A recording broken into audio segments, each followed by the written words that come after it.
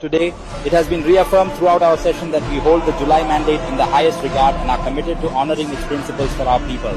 While many perspectives have been voiced, the consensus remains that the spirit of that mandate must guide us.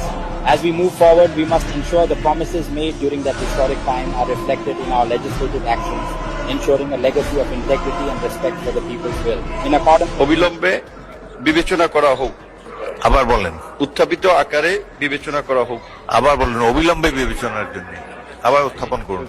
বৈদেশিক কর্মসংস্থান ও অভিবাসী আইন 2013 অধিকতর সংশোধন কল্পে আনিত বিলটি মহান জাতীয় বৈদেশিক কর্মসংস্থান ও অভিবাসী সংশোধন বিল 2026 অবিলম্বে উত্থাপিত আকারে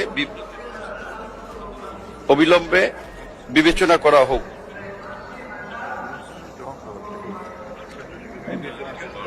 আবার বলেন। আমি মোহাম্মদ রুহুল হক